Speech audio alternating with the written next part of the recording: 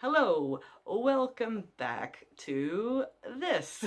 So this is a second book review, and I have to put out a disclaimer that I am very biased positively for this book. So this is going to be a little bit different, and I will explain why. So the book is Confessions of a Texan in Tokyo. Once again, it's another comic, I guess. It's technically not a book, but still. This book is about Grace, I can never say her middle name correctly, Bushella Mineta, I hope that's correct, and then her husband Ryo, so Ryosuke, and this is about their lives together in Tokyo as an international, interracial couple. So, here's the back of the book summary. So, it's not easy squeezing your life into a suitcase and hopping on a plane halfway across the world. Then again, the most meaningful things in life are rarely easy. In this hilarious comic book, Grace weaves fact and fiction to create an authentic window into the life of an American living in Tokyo, joined by her husband, Ryosuke, and their imaginary pet rabbit, Marvin, which, as this young couple tries to carve out a little slice of home deep in the concrete jungle of Tokyo without going crazy. So, I have to say, though, I am biased because story time. Grace is one of the reasons I started this YouTube channel. Grace and I were friends through a mutual friend. Like, we met, I want to say like hold on. You know what might help is if I see when this book was out, and then I can guess from there. So this book was put out in 2015. Okay, so 4 years ago. Damn, time flies. Anyway, so, yes, I got this book at a signing with Grace and her husband. I knew Grace and her husband semi-well. Like, I went over to their, like, we have met more than on one occasion. But, yeah, so I actually have a signed copy with them, and she's like, good luck on your blog, thanks. But yeah, I lost contact though with Grace because I can't remember what order this comes in, but basically around this time we had a falling out with the mutual friend. And then after that, the YouTube channel, she and her husband decided to quit, which is fine. And then I smashed my iPhone. And now this wouldn't really come into the story except that my line and the phone number that I had for Grace and like all contact information I had for her was gone. I don't know, maybe this has changed, but Grace back in the day and Ryosuke, I don't believe they had a Facebook or any kind of anything else. They had their Twitter and their blog and their their page. They had their pages, but like personal contact information, I lost all of it with the dying of my iPhone. So we kind of lost being friends after that, and that's okay. Sometimes you lose friends, but I will say it wasn't like a harsh falling out or anything. It's just going our separate ways kind of thing. And so yeah, I still love the book, and I still think Grace is a pretty amazing person. And so I'm positively biased against with this book. So, Confessions of a Texan in Tokyo, though, I think is a really cute book. It's got some interesting stuff in here about different various things when it comes to being in Japan and how things are different from being in Japan versus in America and vice versa, and all these different like little like cultural misunderstandings. Like, her and her husband are both adorable. And so anytime there's like misunderstandings or things going on in this book, they're pretty cute. And also I like how, okay, so there will be like the comic strips here, which are lovely and nice. And then interspersed in between are things like this, such as the art of gift wrapping in Japan. So you also get like some little bits and pieces about Japanese culture and, you know, comparisons between there and in America. So yeah, that's interesting. I really enjoy learning also about other parts of her life. So there are some parts where she has, for example, she got sick once upon a time. So she talks about her greatest regrets and things like that. And those, I think, I could be wrong, but I think some of these slices of life aspects came from her blog. Like there was a blog, Texan in Tokyo blog.com. It's not so active anymore, so I don't know if that's also has been quit or if it's just not as used as often. I don't know on that aspect, but I think possibly these little parts came from her blog, and then she edited and made them pretty and then put them into this book.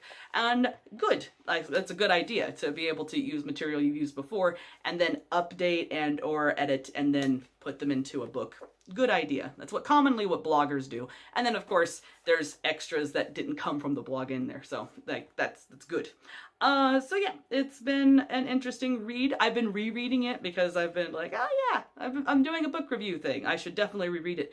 And I love how this art style is so like kawaii, like almost chibi-esque. It's really cute. It kind of harkens back to older style anime and older style like kids comics and manga and anime, but it's still got its own flair to it. The way that she does her line work and the way that she like does her speech bubbles and so on and so forth. And because it's her own story, like it's got its own kind of feel to it. It's got its own hominess to it that I like. It's really intimate too, like just kind of like with the My Brother's Husband book. This is a really intimate look into like a marriage and into like interracial couples and their relations in Japan and so on and so forth. So I really like that. I really like to look into this because, you know, I'm an American in Japan. I don't know in the future what could happen. And, you know, this is a nice little look into how things could be. So I like this a lot. Also, though, it's not a perfect comic book, I will say that. So, for example, one of the things that I think I actually blogged about when I did a book review in a blog form a long time ago, and that was, I really enjoyed this, but the one thing about these comic strips is that there's the comic characters, but then the backgrounds are a little bit, like, there's not a lot going on in the background. And for me, as somebody who lives in, like, Tokyo, whenever I go out and I always try to make sure to like get some good like looks around. It's like you know, landscapes and things like that, and I try to take pictures of, you know, places. With this, like after a while, after you read it, it kind of feels like it's all in the same place. But then suddenly there will be places where you're supposed to be somewhere else, and it doesn't really feel like somewhere else. It feels like it's also just maybe in a house, maybe outside. There's not really indications of where you are so much. There's like, for example, this. Like, okay, I get that this is probably Hakone, but then the store, and it's like, okay, are we inside or are we, what's going on? So, stuff like that. I enjoy this. I think it's cute, and but the minimalism on the backgrounds is something that did kind of bother me back then, still kind of bothers me now. Like, I wish that there had been more background stuffs in these comic panels. Although the focus, of course, is on people, and it's on the relations between people. So, you know, artistic choices, I don't particularly think that it's a bad choice. I just think that it doesn't really help the book to make it feel like it's in Tokyo. Does that make sense? So, like, this is supposed to be Confessions of a Texan in Tokyo. You get the book cover, which has this, and it has, like, Sakura and things like that. But then, like, when you open the book, there's not really a huge indication in backgrounds about it being Tokyo. Like, it feels like you could also have drawn these comics in America in some aspects. Like, in some of these, like, you could just do either or. So, if you're trying to focus on the emphasis of Japan and the emphasis of Tokyo, and also trying to like different places and different kinds of things going on, then I feel like you should probably have a little bit more in the background. But that's like my one critique of the whole thing. For the most part, though, it's cute. There are some nice jokes in between. I think that some people I read online, they didn't like the imaginary character Marvin. But I don't know. I think that imaginary characters are something that happens in comic books a lot, especially personal comic books. They're really nice foils for like your own inner thoughts or your own inner like feelings and things that you can't really articulate by just thinking them in a comic. You have to be able to work off of something so that you're showing rather than just telling what's going on. So I don't know. I feel like Marvin works. I feel like, you know, he's fine. I feel as if he has a good place in the stories. I don't feel like he's overly used, but I don't feel like he's underused either. I don't know. He has a function in the stories to help Grace with her ideas about things. Now, is he necessary? You could make the argument no, I guess, but for me, I feel like he's perfectly fine. He works well in the comic, and I think that he's not overly annoying, and I don't think he's overly sarcastic in some instances. I think he works in the book, in my opinion. I disagree with a lot of criticism where the imaginary character is. I feel like there are a lot of criticisms when it comes to comic books, or when it comes to things where it's supposed to be like a personal comic book, but people get really like they get like really picky about, oh, well, that's a fictional thing. This is supposed to be a non-fictional thing. But it's a comic book. Like, it's going to have some aspect of fictionality to it. Fictionality, is that a word? Probably not a word. But, like, there's got to be a little bit of, making a little bit of stuff up. Like, you can't just copy and paste your life into your art. Like, that's just not how it's going to work. You've got to change it with your medium. So, I don't know. I'm of the opinion that if you want to add, imaginary characters into your semi-personal things, totally fine. So, that's just my 2 cents on the matter. Anyway, thanks for coming to my TED Talk. So yeah, I definitely recommend this, especially if you're living in Japan. If you have ever been an interracial couple thing, I've dated Japanese men and women, so this kind of speaks to me. And also, who knows what the future may hold. So for me, I've really enjoyed this book, and as somebody who actually learned a thing or two, I actually learned a thing or two from this book about Japanese culture back in the day. Not the art of gift wrapping thing, but what was something I learned? Hold on. Fake churches. That was something that I knew about, but I didn't really understand much until I kind of talked about, until it's in the book. It's kind of near the end, but still, it's near the end of the book. But yeah, fake churches, interesting. For those of you who don't know, there are fake churches that are not really churches. They're just for people to get married in, which I always thought was interesting. Also, actually, okay. I also think that there are some mistakes in here.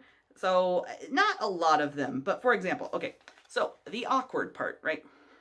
So in the awkward, there's number 1, number 2, 3, 4, 7, then 5, and then 8. And I don't understand why the numbers are out of order. Like, that's really weird. I don't know if that's a mistake or if it was supposed to be that way, but it feels like it's a mistake, which is something that's not a good thing to have in a book. I feel like maybe somebody should have mentioned that at some point in the process to say things like that. But that's also the problem with self-editing and self-publication. So there were people who looked over it, and I think that there were some editors involved, but this is a self-published book. This is a book that was like basically like friends edited and things like that. I'm also going to be doing a self-published book because I don't feel like going through agents, and I don't want to do the whole politics thing. So so this being a self-published book is also a point in its favor, but also there are small mistakes or small like seeming mistakes in the book that come from just being a self-published book. So for me, I'm easy to forgive this, like these little tiny things, because for me, I'm like, oh, it's a self-published book. I mean, what can you do? Sometimes that happens. But when it comes to, say, other things, if it's actually published from a huge company book, I probably wouldn't have been as forgiving, but it's fine. Like, typos still will happen, though, even in hugely published books, and grammar mistakes or stuff like that. Like, it'll still happen. It's not a perfect world. No book is perfect. Everything is problematic. So, anyway, this is a good book. You should still go buy it. You should still definitely have it on your bookshelves, especially if you love Japanese culture and you love to read comic books and you like to learn about Japan. This is a good little book for that. This book, I believe you can still buy it off of Amazon, I believe. I will double check that, but I'm pretty sure you can still buy it off of Amazon. And I believe that you can also go onto the blog places and you can find where, at least you used to be able to find where the bookshops or that carry it like in print. So you should totally check out this book. You should totally own it. I think Grace Mineta is a wonderful human being, and her husband Ryosuke, and they deserve all the love and happiness in the world. But that's also, like I said, I'm biased. So that's my thing. Okay, I think this is all for today's book review. I think that this is really cute, just like I think my first book was really cute. Next review is going to be movies, so that'll be different. We'll see how that goes. All right, bye.